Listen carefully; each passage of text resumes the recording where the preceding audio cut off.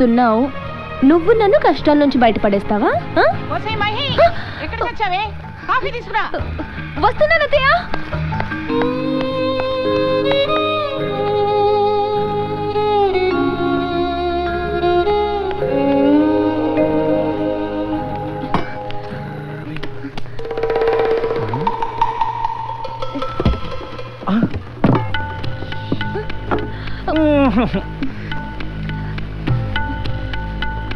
నువ్వు చాలా అందంగా ఉంటావు తెలుసా?